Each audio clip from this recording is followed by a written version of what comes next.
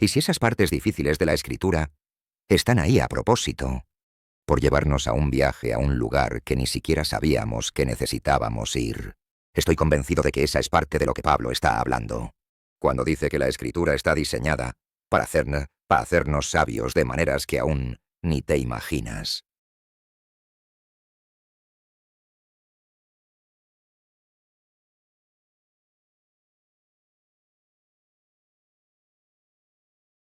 Está bien. Hola amigos. Hola. Buenos días. No te preocupes por mí. Voy a abrir una computadora con una manzana con un mordisco. Esto es la máxima ironía, que haya una referencia a la historia de Adán y Eva en las computadoras de miles de millones de personas alrededor del mundo. De todos modos, no es de eso de lo que vine a hablar. Es realmente un honor estar aquí. No sabía que este sería el primer domingo de ustedes reuniéndose en este espacio por una temporada. ¿Es correcto? Este es el primer domingo. Sí. Así que bienvenidos a su nuevo espacio. ¿Qué? Si alguien le hubiera dicho a mi yo adolescente, skater, que podría viajar por el mundo y hablar con personas sobre la belleza de la escritura, no solo me habría reído, sino que habría burlado completamente y me habría hecho el chistoso de tal persona. Y me habría ido. Pero realmente, uno de los regalos que el proyecto de la Biblia ha sido para mí a lo largo de los años es conocer a tantas hermanas y hermanos en Cristo alrededor del mundo, que tienen el mismo corazón y la misma pasión. Están conectados a la misma fuente. Gracias por esa imagen. Y es realmente notable viajar por el mundo y sentir que estás en casa. Así que es realmente un honor estar aquí y estar en su tierra. ¿Alguien hace una vez en el distrito de los lagos? ¿Alguien? Oh Dios, qué joya, qué joya. ¿Dónde más puedes ir? Y pasar toda la tarde subiendo el pico más magnífico hasta 2000 pies. Y puedes ir a uno donde hay mucha gente. También puedes encontrar lugares donde no hay nadie, salvo las 20 ovejas que te ganaron a la cima. Y lo ensuciaron para ti, así que puedes disfrutar de ese olor, mientras admiras las hermosas vistas. Pero qué regalo.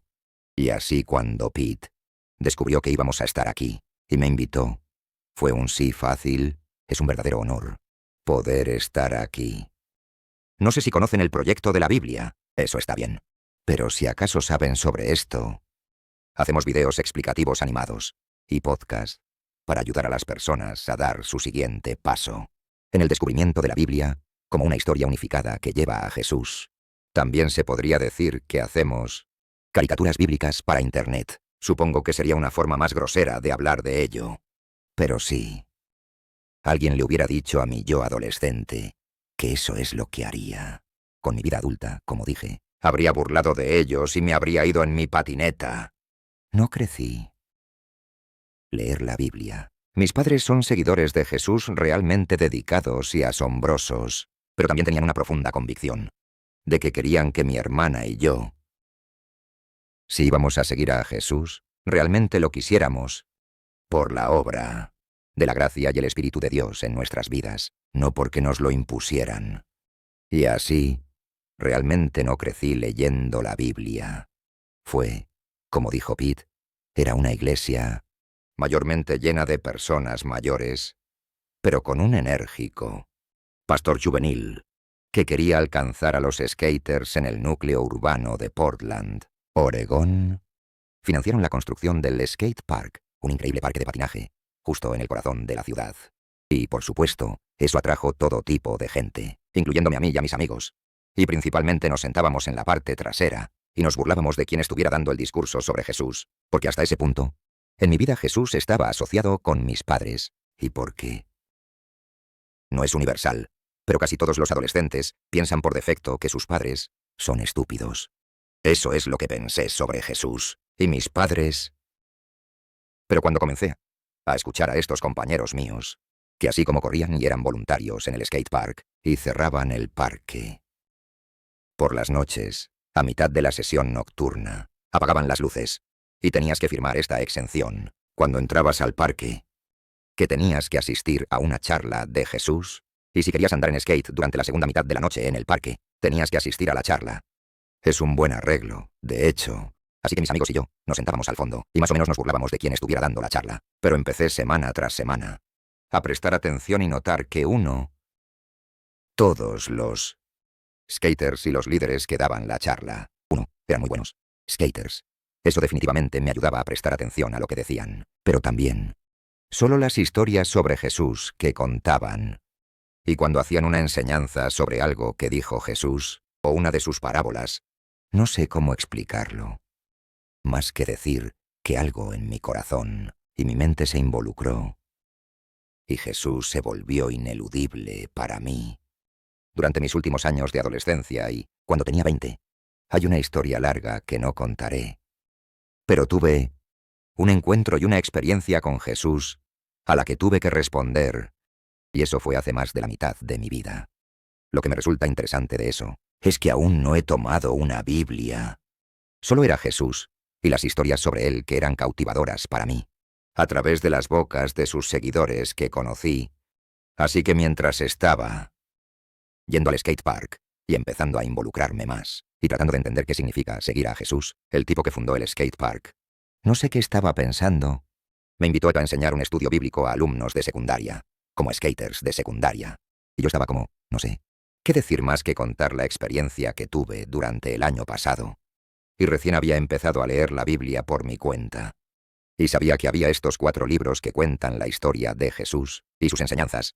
Pero hay un libro mucho más grande alrededor de eso. Es enorme, de hecho, y pensé, bueno, la mayoría de los libros empiezan al principio. Sí. Y cuando miré la primera página, después de la tabla de contenidos, encontré que las primeras palabras del primer libro eran: en el principio, es un lugar natural para comenzar, así que ahí es donde empecé. Y todavía recuerdo vívidamente esos primeros días de leer la Biblia desde el principio. Y cómo totalmente desconcertado y confundido estaba. Y fue una experiencia interesante, porque Jesús era tan cautivador para mí, y tan vivo. Y cuando leía sus historias, y lo que decía, en cierto modo lo entendía a veces, pero cuando empecé desde el principio, era como si realmente no supiera cómo seguir lo que ocurría aquí. Y eso despertó en mí un interés muy temprano, que era Jesús primero, y luego la Biblia. Y la Biblia para mí fue una forma de dar pasos hacia un encuentro más profundo y una experiencia más profunda de Jesús, y eso es lo que realmente buscaba. Y con los años he llegado a estar tan agradecido de que ese fue mi camino, porque la Biblia se convirtió en una herramienta vital para conectarme con esta persona que estaba cambiando mi vida.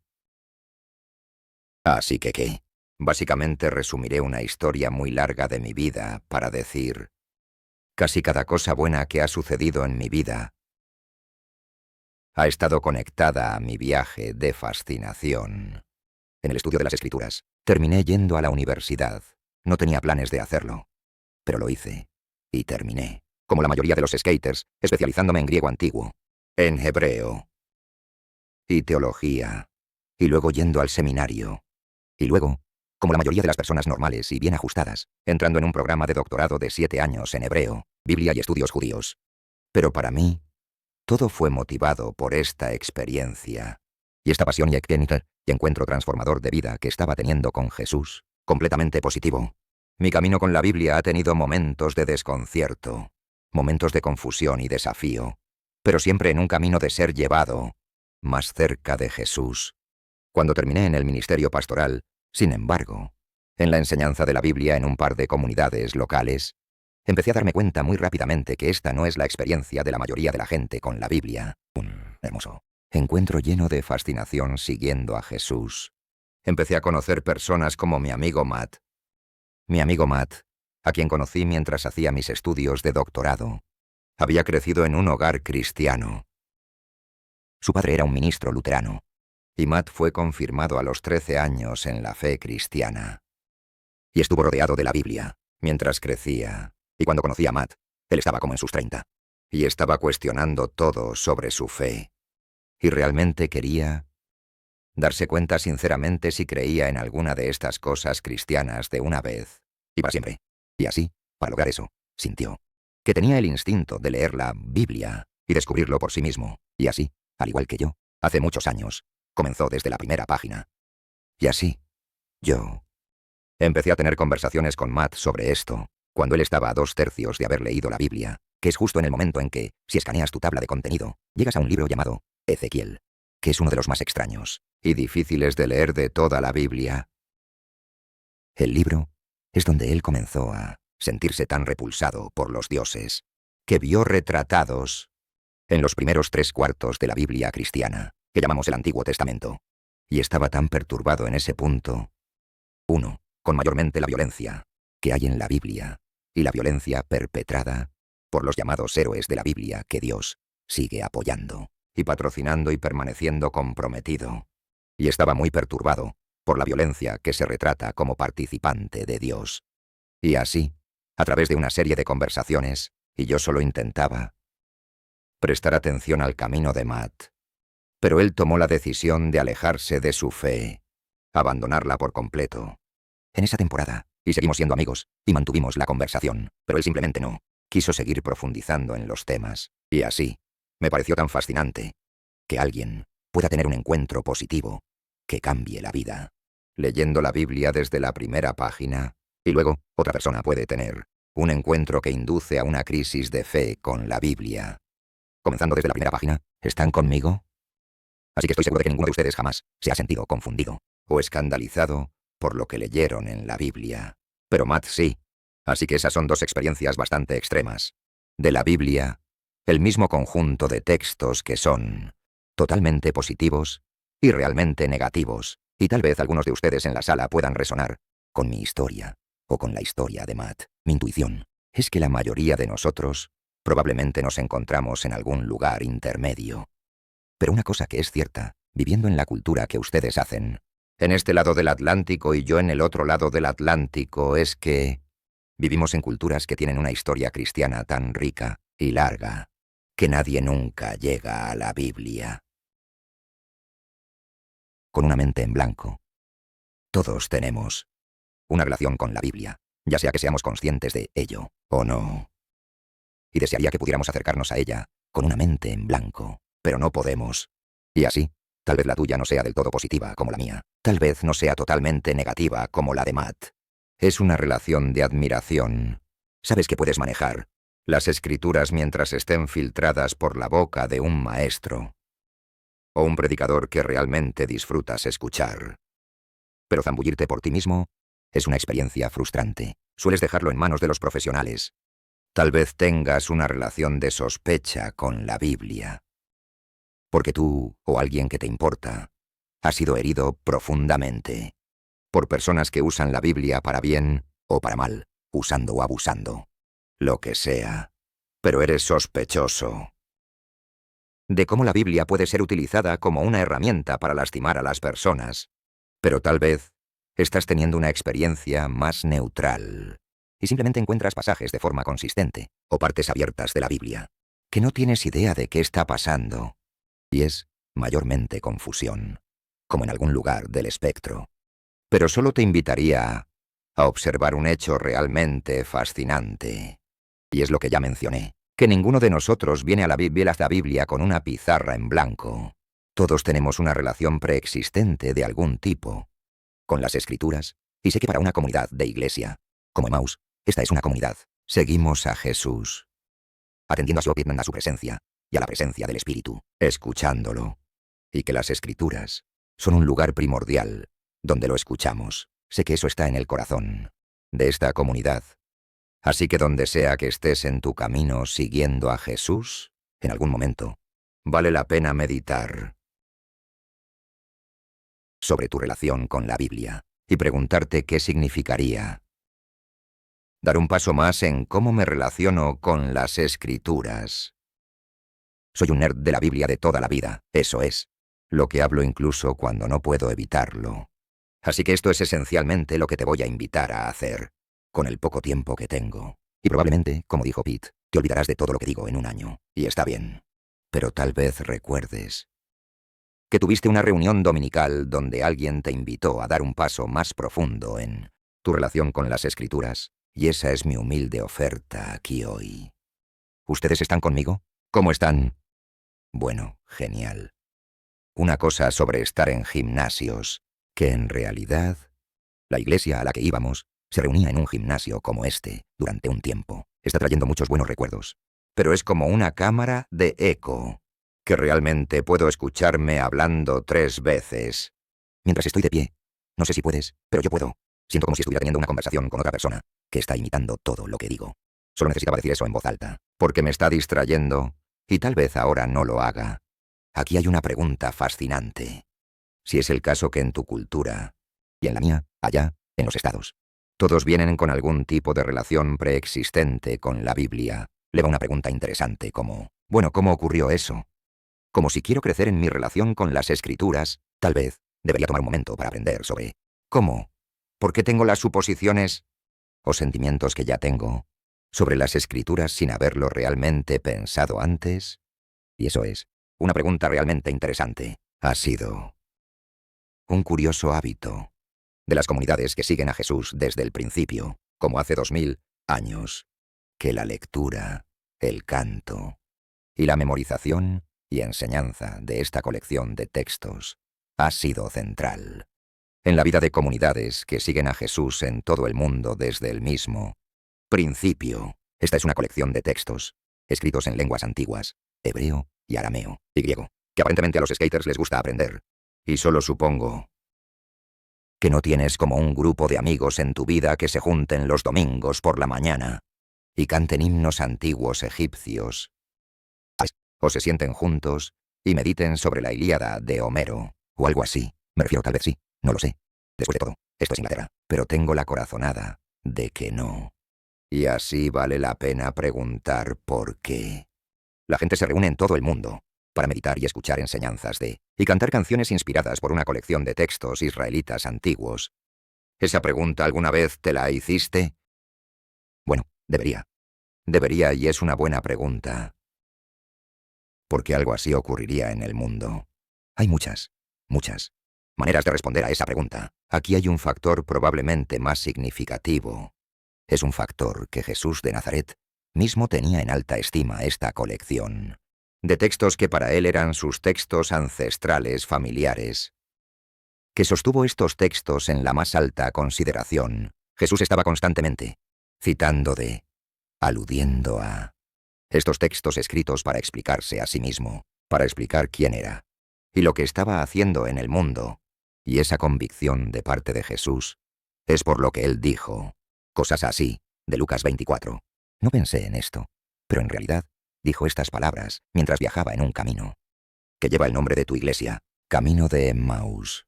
¿Pueden verlo todos? Sí, vamos. Así que dijo cosas como esta. Esto es lo que te dije. Estaba hablando con un grupo de sus amigos y seguidores. Esto es lo que te dije mientras aún estaba contigo. Todo tenía que cumplirse, lo que está escrito de mí, en la Torá de Moisés, en los profetas y en los salmos. Y luego abrió las mentes de sus aprendices, para que pudieran entender las escrituras, y les dijo, esto es lo que está escrito. Esto es genial, esto es genial. Resumen de Jesús. ¿Sobre de qué se trata los primeros 3/4 de tu Biblia? Se trata de esto. Esto es lo que está escrito, que el Mesías sufrirá, que resucitará de entre los muertos al tercer día, que el arrepentimiento y el perdón de pecados se predicará en su nombre a todas las naciones, comenzando en Jerusalén. Así que esa pequeña frase, la Torá, los profetas y los salmos, eso es una forma abreviada judía en el primer siglo, para lo que los cristianos llaman el Antiguo Testamento. 3/4 de tu Biblia. Y esta colección de literatura israelita antigua cuenta una historia. Es una historia familiar que Jesús se vio a sí mismo como parte de. Y esencialmente esta historia es sobre un historial de encuentros de esta familia, el pueblo de Israel antiguo, que tuvieron con un ser divino cuyo nombre es el que es. Era el nombre más genial del mundo, solo el que es. En hebreo, pronuncias ese nombre, Yahvé, pero lo que significa es el que es. Así que el que es se reveló, el que es a sí mismo, a este ancestro de los israelitas antiguos, una pareja llamada Abraham y Sara, y les hizo una promesa. Quería darles un regalo. A través de esta familia Dios quería restaurar y dar el regalo de vida sin fin. Es un regalo bastante dulce. Vida sin fin y bendición divina. A través de esta familia, a todas las naciones del mundo. Así que el que es, redimió a esta familia de todo tipo de situaciones realmente terribles, como probablemente sabes, la esclavitud en Egipto, y estableció una relación de pacto con esta familia. Dios quería enlistar a esta familia como socia, para que si vivieran por la sabiduría y la instrucción del que es, se convertirían como una imagen de uno de sus profetas, Isaías, como una ciudad en una colina, y una luz para todas las naciones alrededor de ellos, lo cual es un trato bastante dulce. ¿Qué podría salir mal? Bueno, lo que podría salir mal es el hecho de que Dios está trabajando con humanos, y que los humanos, aunque son imágenes realmente gloriosas de Dios, también son a menudo bastante estúpidos, y egoístas y miopes. Y así, lo realmente notable es que esta historia familiar, de la cual un tercio entero de esto, solo se cuenta la historia de esta familia, a lo largo de muchos siglos, no es como una historia escrita por los ganadores, ese tipo de historia. Es una historia donde las personas por quienes fue escrita, y sobre quienes están cargadas de crítica. Crítica severa. De la estupidez, el egoísmo, la idolatría, y de la negligencia hacia los pobres que ocurrieron entre esta familia, a lo largo de muchas generaciones. Y esta familia, de hecho, abusó y malutilizó este regalo y promesa que Dios les dio. Se entregaron a su propia autodestrucción, que ocurrió cuando esta familia fue derrotada, y luego llevada a cautiverio por múltiples imperios antiguos, Asiria, Babilonia, y así sucesivamente. Pero lo que también es notable es que el que es prometió que nunca dejaría, ni abandonaría ni forsaque a su pueblo. De hecho, esas palabras que fueron habladas por los hebreos aquí esta mañana son ellas mismas una cita, dada por Dios a uno de los ancestros de Israel en el libro de Jacob, en el libro del Génesis, un tipo llamado Jacob. ¿Quién es? Su otro nombre es Israel, pero su primer nombre es Jacob, que significa el engañador. Estoy seguro de que si tuvieras un ancestro familiar cuyo nombre era engañador, probablemente usualmente querrías no contar sus historias alrededor de la fogata familiar, y así sucesivamente, pero ahí está en exhibición. Una familia que proviene de un tipo llamado engañador, y que se destruyó a sí misma a lo largo de muchas generaciones. Eso es esencialmente de lo que se trata el Antiguo Testamento. Pero Dios prometió que nunca los dejaría ni los abandonaría, y así hay este pequeño grupo, conocido en el Antiguo Testamento, un grupo de figuras llamado los profetas. Y estos profetas, que tenían una línea de sangre, que regresaba al tipo clave, Moisés, quien fue fundamental para que los rescataran de la esclavitud en Egipto. Estos profetas sostenían esta esperanza de que el que es iba a rescatarlos, que el que es cumpliría esa promesa de dar el regalo de la vida eterna a todas las naciones. Y no solo eso, que iba a venir y habitar personalmente entre su pueblo, que su espíritu y su presencia tomarían residencia y llenarían los corazones y las mentes, transformar y sanar toda la necedad y egoísmo, y estos patrones de pensamiento abusivo en los que nos encontramos, y el que es prometido a través de estos profetas, que un líder vendría, una figura conocida como el Mesías, que es conocido como el Rey, como el Libertador, que vendría a hacer algo por la familia humana que no podemos hacer por nosotros mismos. Y así es básicamente como termina la historia, en busca de un final, los primeros 3/4 de tu Biblia llamada el Antiguo Testamento. Y así, cuando Jesús de Nazaret aparece en escena diciendo cosas como las que leí hace un momento, lo que está reclamando es que toda esta historia, que el que es, está haciendo algo para traer resolución a la crisis de Israel y a la crisis humana, que nosotros o Israel no pudimos hacer por sí mismos. Y así, Jesús aparece en escena, haciendo muchas cosas diferentes. Lo que te estoy dando es un resumen de toda la historia de la Biblia en este momento. Es un poco ambicioso para un sermón, pero ahí lo tienes. Pero Jesús aparece en escena diciendo y haciendo muchas cosas, pero a través de sus acciones y sus palabras, dos cosas se hacen claras. Él afirma ser el israelita, a través de quien toda la larga historia de promesas de Dios, para dar el regalo de la vida eterna a Israel y a las naciones, sería el uno. para ser el compañero humano, que todos estamos hechos para ser, pero que constantemente fallamos en ser. Pero aquí está lo notable sobre la historia de Jesús, y cómo es como la culminación de toda esta historia de crisis, que lo lleva a Él. Él afirma ser, sí, como el compañero de pacto humano que todos estamos hechos para ser, pero también Él afirma ser el que es, que se hizo humano, para ser ese compañero humano. Que todos hemos fallado en ser, es una forma tan notable que todos los hilos del conflicto de la trama se juntan en una sola persona.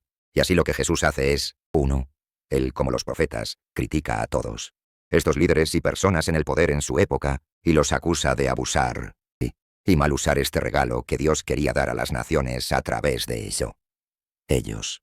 Y así, en este horrible momento, que era el poder opresor sobre el pueblo de Jesús en esa época, y también los líderes y los sacerdotes, las personas más devotas de la religión, entre la propia familia de Jesús, se unieron para ejecutar a Jesús, por sanar a los enfermos, y decirles a las personas que se amen entre sí, y hacer una crítica bastante severa sobre cómo han abusado de su poder. Y así, Jesús termina siendo ejecutado, en este momento, porque Él asume sobre sí mismo toda la historia de la necedad colectiva y la miopía, y el pecado y la injusticia de la historia humana, y Él lo permite para que lo mate. Una historia lamentable, que el creador del universo vendría a ser Amastad y ser Mesatipiti. Y luego, permitir que nuestras fallas colectivas lo maten. Pero como dijo Jesús, nadie me quita la vida. Yo la entrego. Puedo volver a tomarla. Y en este acto notable de amor y poder de nueva creación, cuando Jesús es levantado de entre los muertos, es esta declaración que toda nuestra necedad acumulada a lo largo de toda la historia humana no es lo suficientemente poderosa como para cancelar o dejar de lado el amor infinito de Dios y el poder infinito de su presencia creativa que da vida aquí en la creación. Y así, cuando Jesús resucita entre los muertos, Él comparte su presencia y su espíritu con sus seguidores, y dice que esto es una gran noticia. La muerte no es el final. Tu propia necedad no es el final. El amor de Dios es más fuerte. Y así, envía a sus seguidores a anunciar esta buena noticia a las naciones, que hay una forma de realmente convertirse en humano, que Él abrió camino en nuestro nombre. Y así, envía especialmente a este grupo, un grupo bastante pequeño, de figuras llamadas apóstoles, que solo significa personas que son enviadas. Y así comenzaron a formar comunidades de Jesús en todo el antiguo imperio romano. Todo esto ocurrió hace 2000 años. Y eran israelitas multiculturales, así que sabían hebreo y arameo, y conocían sus escrituras como la palma de su mano, pero también conocían griego, que era el idioma del momento. Y así empezaron a traducir todo lo que Jesús decía y hacía, en historias y enseñanzas en griego. Recopilar estos escritos en esos 4 relatos que tenemos sobre Jesús, y comenzaron a escribir cartas a todas estas comunidades de Jesús, esparcidas por el mundo romano. Y eventualmente, todos esos escritos fueron recopilados en el resto de tu Biblia, que llamamos el Nuevo Testamento. Y así lo tienes esencialmente. Esta es la razón. Nosotros, sentados aquí al otro lado del mundo 2000 años después, tenemos en el centro de nuestra comunidad a la persona de Jesús, y estos textos que todos cuentan una historia que culmina en Jesús, y que también están destinados a guiarnos en nuestro propio camino de seguir a Jesús. Esa es una larga historia. De hecho, podría haber mostrado un video animado de 5 minutos, que habría dicho todo lo que acabo de decir, de una manera mucho más concisa. Pero elegí seguir el camino más largo. Bien, esa es una forma de responder a esa pregunta, porque es que los seguidores de Jesús en todo el mundo están constantemente leyendo, cantando y meditando en estos textos. Pero si esa historia es tan importante, y si Jesús puede resumir de qué se trata la historia en una sola frase, como lo hizo en Lucas 24, se plantea otro tipo de pregunta. ¿Cuál es la razón? ¿Es que nuestras relaciones con la Biblia son a menudo tan complicadas? ¿Cómo es que puedes tener una experiencia como la mía, y una experiencia como la de Matt, y luego todas las demás experiencias intermedias que todos ustedes están teniendo? ¿Por qué es tan complicado si se supone que debe ser tan central y claro? Esa es una pregunta realmente genial. Y de hecho hay 23, y probablemente 24 formas de responder a eso. Pero aquí hay una forma de responder a eso, al menos que he encontrado realmente útil. Simplemente es un hecho que mientras el movimiento de Jesús se ha espalhado por todo el mundo, que dan testimonio de Jesús, vienen de un grupo de personas que vivió en un tiempo y lugar específicos, y que hablaban un conjunto de lenguajes muy específicos, hebreo, arameo y luego griego, antiguo. Y cada vez que los humanos intentan comunicarse entre sí a través del tiempo y a través de la cultura, es complicado. Quiero decir, es complicado solo para comunicarse con el humano que tienes al lado ahora mismo. ¿Estás conmigo? Quiero decir, me parece excepcional. Cuanto más tiempo estoy casado con mi esposa, Jessica, más creo que es la persona más increíble del planeta. Y también me parece increíble lo poco claro que soy en las cosas que digo. Pero no lo sé, hasta que ella me mira como si fuera un marciano, o algo así, después de que pienso que estoy siendo perfectamente claro. Y luego ella dice, ¿sabes lo que acabas de decir? Y luego me repite lo que acabo de decir. Y yo digo, ¿dije eso? Lo que quise decir fue esto. ¿Saben de lo que hablo? Es la diferencia entre lo que dices y lo que quieres decir. Seguro que nadie sabe. Nadie puede resonar aquí. Así que lo que escuchamos que dice la Escritura, y lo que las personas que escribieron estos textos realmente quieren decir, como si hay una gran diferencia entre ambos. ¿Cómo cierras esa brecha? Esa realidad conduce a lo que yo llamo el problema del martillo. Y el problema del martillo es este, que la mayoría de nosotros, creo, tenemos muy buenas intuiciones en cuanto a lo que es la Biblia y qué deberíamos hacer con ella, pero luego desarrollamos métodos que no son muy útiles para tratar con ella. Esta es una imagen de mi martillo. Tomé esta foto mientras ocurría una tormenta de nieve muy intensa en Portland, Oregón. Es muy raro. ¿Y por qué elegí tomar una foto de mi martillo ese día? Fue el día que elegí tomar una foto de mi martillo. De todos modos, este es mi martillo. Y lo tengo colgado en mi cobertizo de herramientas. Y mis hijos, Román y Augusto, hace más de la mitad de sus vidas, cuando tenían 4 y 6, descubrieron mi martillo en el cobertizo de herramientas. Y lo que hicieron con él, cuando descubrieron el martillo, pedí su permiso para contar esta historia. Ellos eligieron cavar un agujero con él. ¿Sabías que si das vuelta el martillo, tiene un extremo de martillo? Y luego, he aprendido que el inglés americano y el inglés británico tienen tantas diferencias que he estado aprendiendo en las últimas semanas. ¿Llamas al extremo trasero del martillo la garra? Tú lo llamas la garra. Está genial, está genial. Eso es lo que es entonces. Ellos estaban usando la garra del martillo como una pala para aflojar y picar la tierra. Y luego simplemente sacaban la tierra con las manos y de vez en cuando se la frotaban en el cuerpo. Lo que los humanos naturalmente quieren hacer con la tierra, que es ensuciarse. Lo que me pareció notable es que nunca les dije qué hacer con un martillo. Los vieron y tuvieron una intuición brillante que era correcta. Es una herramienta. Está hecha para ser balanceada y golpear algo. Pero lo que también puede pasar es que a veces nuestras intuiciones pueden ser correctas, pero pueden llevarnos a un método poco útil. En este caso, estaban usando el martillo para algo que no estaba diseñado para hacer, pero podían hacerlo funcionar bastante bien. Cavaron un agujero realmente profundo con él. Los signos de ello todavía podrían estar en nuestro patio trasero hasta hoy. Y algo así, creo, sucede a muchos de nosotros en nuestra relación con la Biblia. Tenemos una intuición correcta, pero como es tan extraño, proviene de una época y lugar y cultura tan diferentes, podemos, sin darnos cuenta, y en nuestras comunidades, desarrollar hábitos de qué hacer con ella, que en realidad no son tan útiles. Y es una tragedia de dos caras, porque podríamos terminar usando la herramienta para algo que no estaba destinada a hacer. Y a veces la consecuencia es neutral o benigna, tipo de consecuencia.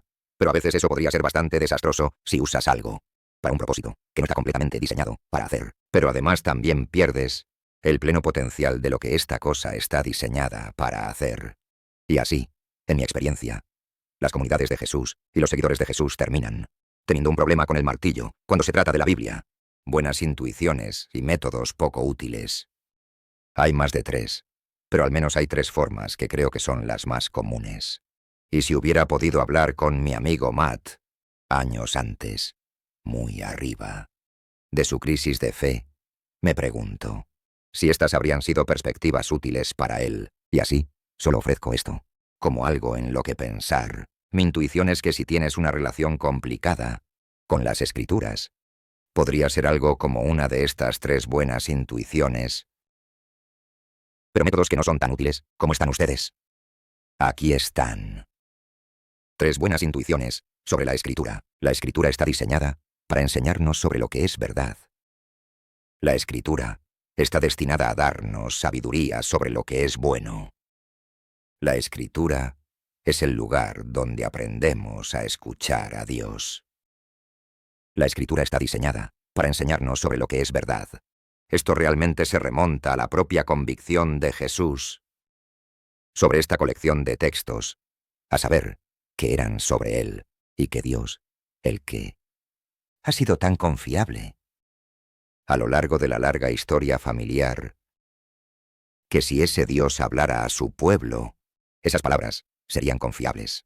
También es una buena intuición que la Escritura está diseñada para enseñarnos sobre lo que es verdad. Sin embargo, debido de nuevo a esa brecha cultural, lo que al menos en mi experiencia es que muchos seguidores de Jesús terminan relacionándose con la Biblia porque es tan grande y tan complicada. Terminan relacionándose con ella como una fuente de verdad, de la misma manera que nos relacionamos con muchas otras fuentes de verdad. Así que si tienes una pregunta sobre ti mismo, o el mundo, o lo que sea, ¿cuál es la montaña más alta en el Lake District? Tenemos formas de responder estas preguntas. Tenemos estas cosas llamadas enciclopedias. Tenemos cosas llamadas diccionarios. Ahora, en una época hace mucho tiempo, como mi infancia, estas eran en forma de libros, como grandes libros en múltiples volúmenes en tu biblioteca. A lo mejor tu familia compró un set a un vendedor ambulante, o algo así. ¿Ustedes recuerdan las enciclopedias? Sí, son fantásticas. La forma en que están organizadas no es para ser leídas de principio a fin. Necesitas saber cómo encontrar lo que buscas. Y después encuentras la página, y la entrada, el párrafo y la frase que responde a tu pregunta, tan directamente como está tratado en la enciclopedia. ¿Me siguen? Ahora pedimos a nuestros dispositivos en los bolsillos, donde escribimos en el poderoso Google, ¿cuál es el pico más alto en el Lake District? Y luego te escupe la respuesta ahí en la pantalla. Te lo entrega la IA, ¿verdad? Ahí es donde estamos ahora. Desafortunadamente, así es como encontramos información y respuestas a nuestras preguntas en nuestro mundo hoy, y así terminamos tratando la Biblia de esa manera, como un diccionario. Y entonces, ¿cuál es la pregunta que tengo sobre Dios, o sobre mí mismo, o el mundo, o la gente, o el pecado, o el bien, o el mal? Y entonces, bueno, ¿cuál es la página? ¿Cuál es el lugar en la página? El párrafo, y luego la frase, y luego lees la frase, quizás. Tal vez leas las frases alrededor. ¡Wow! Realmente estás esforzándote en ese punto. Y entonces ahí tienes la respuesta. Tal vez lo memorices y estás listo para seguir. Y así, muchas personas terminan desarrollando una relación con la Biblia, así, como una referencia, libro. Pero el desafío es que si algo no está diseñado como un libro de referencia, terminarás perdido entre páginas y páginas de detalles y te das cuenta de que está irrelevante para mi pregunta. Esto no es relevante para ninguna pregunta que haya tenido en mi vida, así que simplemente no voy a leer esa parte. En primer lugar, nadie ha tenido nunca esta experiencia leyendo la Biblia. Así que partes enteras de la Biblia terminan siendo solo totalmente irrelevantes para nosotros porque están respondiendo una pregunta que nunca pensamos que era importante en primer lugar, lo cual nos regresa a nuestro problema del martillo. Es más probable que malinterpretemos o saquemos de contexto como el pequeño poco que creemos que hemos entendido, y vamos a perder el potencial completo de lo que toda esta historia, y los poemas y las cartas, y las narrativas están tratando de decirnos en primer lugar, porque ¿de qué se trata esta historia? Son las cosas en las que realmente estás pensando todo el tiempo, de todos modos. Las grandes preguntas, con las que los humanos luchan todo el tiempo, sean conscientes de ello o no, son preguntas como ¿quiénes somos? ¿Dónde estamos? ¿Cuál es el problema si crees que hay uno? ¿Y cuál es la solución si crees que la hay? La mayoría de nosotros en nuestras horas despiertas estamos operando con un conjunto de respuestas asumidas a esas preguntas todo el tiempo. Y la historia de las Escrituras tiene una perspectiva realmente específica sobre cada una de esas preguntas. Los seres humanos en la historia de la Biblia son gloriosos. Imágenes de Dios destinadas a ser la encarnación de la presencia celestial de la sabiduría de Dios, aquí en la tierra, trayendo el orden, la belleza y la bondad de Dios al mundo, en una asociación de pacto.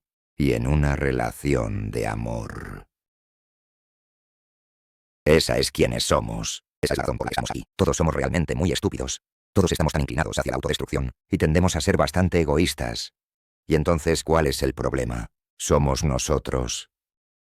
Pero ¿cuál es la solución? ¿Qué fue lo que es realmente fascinante sobre la Biblia? La solución al problema es tanto Dios y somos nosotros.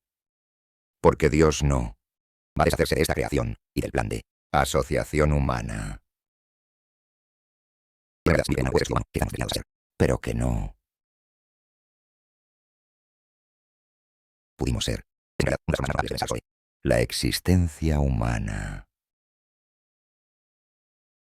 El problema humano es una de las más profundas y sofisticadas narraciones de la realidad que se han ofrecido en la historia humana.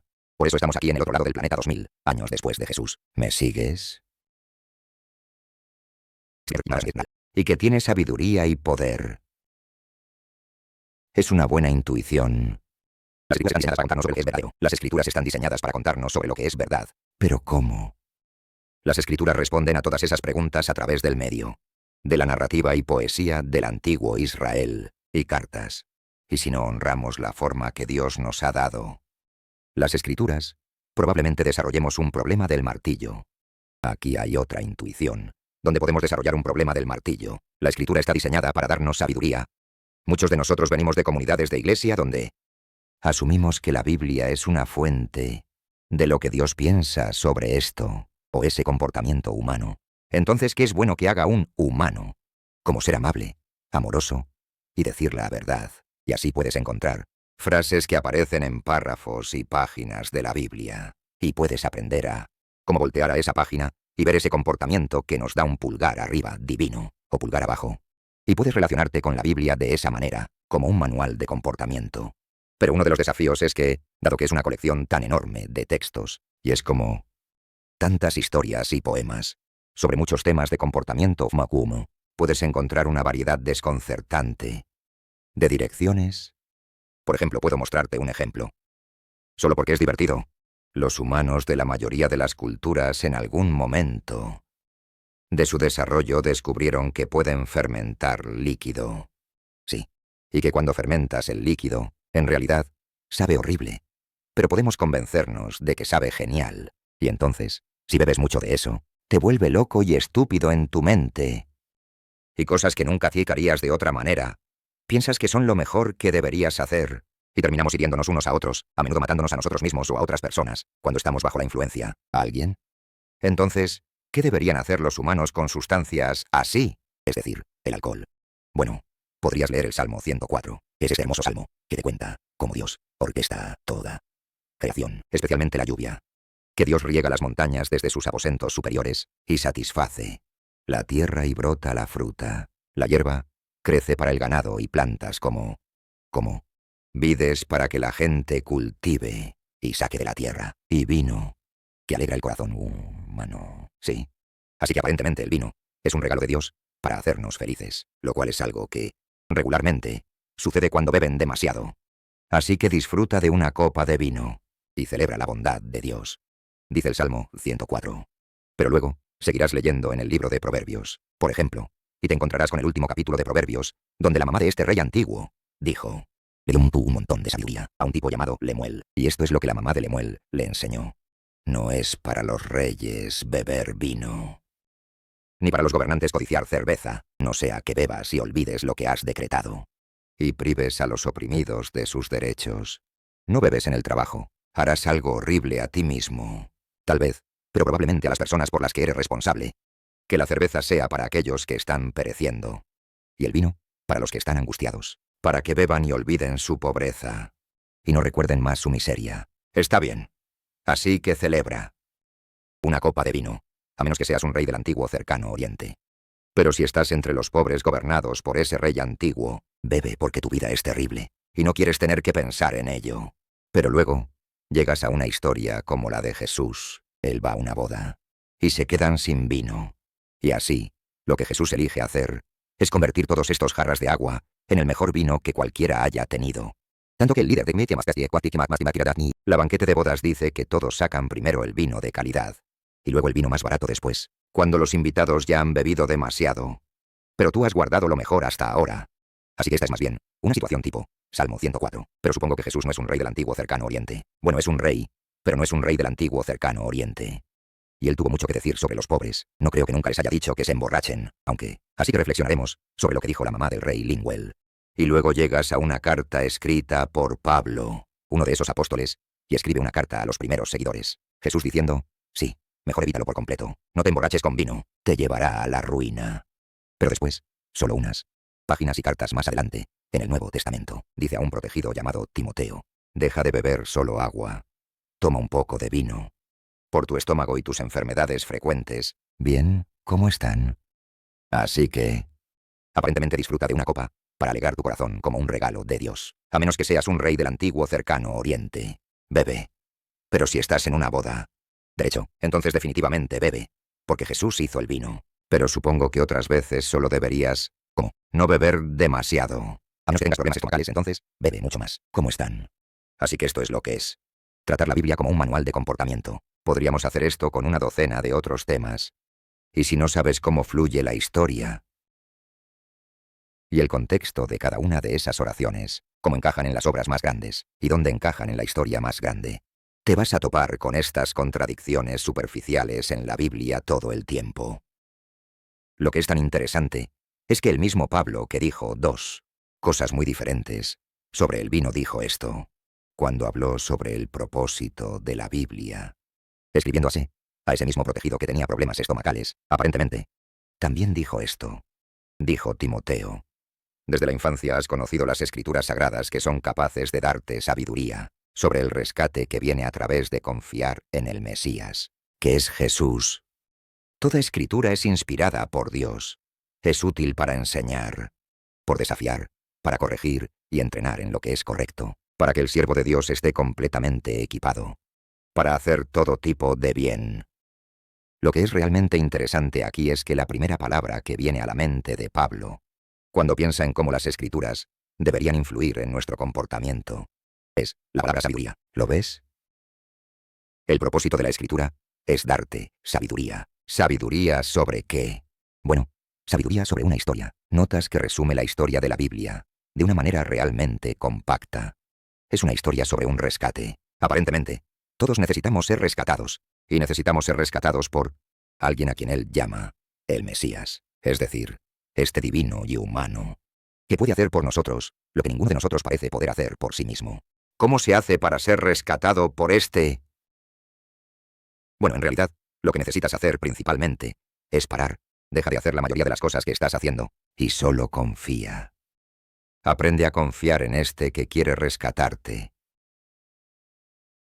Resumen de Pablo, de la historia de la Biblia, y aparentemente si meditas en esa historia, de 1.000.000, bueno, no 1.000.000, sino cientos de diferentes historias y poemas y cartas en esta maravillosa colección, entonces eso te dará sabiduría. Y lo que es tan interesante es que continúa diciendo, si tienes esa sabiduría en ti, te enseñará cosas que nunca pensaste antes. Te corregirá, ¿verdad? Te señalará formas en las que vives y piensas que te están lastimando a ti y a otras personas. Te corregirá y dirá como hombre, probablemente deberías dejar de vivir y pensar así, como comenzar a vivir y pensar así, y las cosas irán mucho mejor para ti y tus amigos y familiares, y luego te entrena. De hecho, te ayuda a formar nuevos hábitos de mente y vida y pensamiento moral y toma de decisiones éticas que te apuntan realmente hacia lo que es bueno, para que en realidad puedas contribuir con bien al mundo en lugar de lo opuesto. Y se trata de sabiduría. Así que aquí está lo interesante, nuestra intuición de que la escritura está destinada a darnos sabiduría sobre lo que es bueno. Termina llevándonos a tratar la Biblia como un libro de reglas, pero las reglas en realidad solo pueden ayudarte a tomar una decisión en un tipo de situación. La sabiduría puede ayudarte a comenzar a resolver cómo deberías responder en cualquier tiempo y circunstancia, en cualquier situación. La sabiduría se trata de la formación de el núcleo de tus valores, lo que piensas que es más importante, lo que piensas que es. Bueno, ¿para qué crees que estás aquí en primer lugar? ¿Y para qué están las otras personas a tu alrededor? Y cuando eres moldeado, ver el mundo a través de los ojos de la sabiduría de Dios. No necesitas un manual de reglas, aunque a veces es útil ser recordado de las reglas. Pero lo que más necesitas recordar es quién eres, y quién es Dios contigo. Y si eso está en tu alma, estás en camino de aprender sabiduría, que es para lo que sirve la Biblia. La última intuición es algo realmente natural. Creo que para muchas personas en una comunidad de iglesia como esta, y eso es que la Escritura está diseñada para ser el lugar donde encontramos a Dios y escuchamos a Dios. Es como un espacio, como esta sala. Vamos a habitar estas historias y estos poemas y tenemos un encuentro con alguien que no es como nosotros. Muchos de nosotros terminamos desarrollando un hábito con la Escritura porque es tan grande y desconcertante que encontramos como una frase o un párrafo que es conmovedor y que es hermoso y que nos recuerda el amor de Dios y quiénes somos. Y así nos fijaremos en eso, memorizaremos ese párrafo. Y si así es como estás con la Escritura, bien por ti. Sigue haciendo eso 100 veces. Sin embargo, si solo desarrollamos eso en nuestro viaje, en nuestra relación con la Escritura, podemos acabar sin darnos cuenta, tratando la Biblia como si fuera un saco de sorpresas, de líneas espirituales reconfortantes. Sí, lo que pasará es que te enfocarás en esa línea que te hace feliz, y así leerás un salmo sobre lo glorioso que es el amor de Dios, que establece los fundamentos de la tierra, y eres como la niña de sus ojos.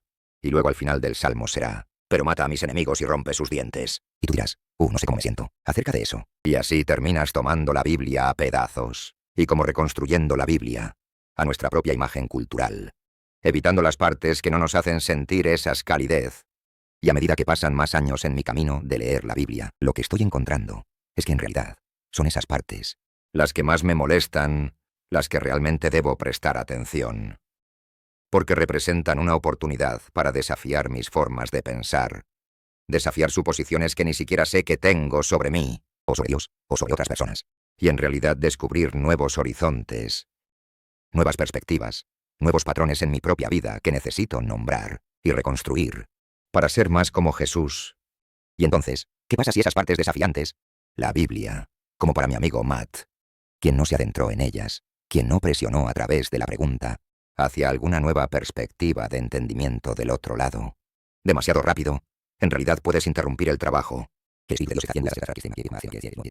pasa si esas partes difíciles de la Escritura están ahí a propósito, para llevarnos en un viaje a algún lugar al que ni siquiera sabíamos que necesitábamos ir? Estoy convencido de que eso es parte de lo que Pablo está hablando, cuando habla de que la Escritura está diseñada para hacernos sabios de maneras que aún te lo imaginas. Y esta colección de textos ha estado haciendo eso para los seguidores de Jesús en todo el mundo durante los últimos 2000 años. Y así no sé dónde estás esta mañana. No sé qué carga estás trayendo a una reunión como esta. A lo mejor te arrastraron aquí, a lo mejor estás aquí con entusiasmo. No sé cuál es tu relación con la Biblia. A lo mejor ni siquiera sabes del todo cuál es tu relación con la Biblia. Pero mi presentimiento es que si comienzas a pensarlo, ¿sabes? Que hay alguna área de tu relación con la Biblia que está abierta al crecimiento y al desarrollo. A lo mejor tienes una historia de dolor en tu pasado con cómo las personas han usado o abusado de las Escrituras para lastimarte o lastimar a personas que te importan. A lo mejor hay áreas de confusión. Y cuanto más has preguntado a las personas a tu alrededor, te dicen que dejes de intentar ser tan detallado y solo creas, lo cual realmente no es algo útil, y nunca deberías decir eso a alguien, porque sus preguntas son precisamente un marcador de que Dios está haciendo algo en sus vidas, y haciendo algo en sus corazones y en sus mentes. Así que no sé dónde estás. Mi presentimiento es que todos estamos en un lugar donde podríamos dar un paso más en nuestra relación con la Escritura. Y de nuevo, esto no se trata de un libro antiguo como tal. Se trata de seguir a Jesús. Se trata de seguirlo y estar atentos a su voz y a su obra en nuestras vidas y en las vidas de nuestras comunidades alrededor. Y así estoy completamente convencido de que esta es una comunidad donde el Espíritu de Dios está actuando, donde Dios está guiando a la gente hacia experiencias más profundas de su amor, de su presencia, de descubrir la sabiduría de Dios que se ha hecho humana en la persona de Jesús. Pero en cuanto a lo que eso significa exactamente para tu camino de seguir a Jesús en las Escrituras, no tengo idea. El Espíritu de Dios tiene toda la idea de lo que está pasando en nuestros caminos, y así creo que solo voy a pasar el micrófono y permitir que el Espíritu de Dios haga lo que necesite hacer En este tiempo que tenemos, gracias por permitirme venir y hablar en este domingo realmente significativo en su reunión. Me siento realmente honrado de estar aquí, y gracias a Dios. Gracias.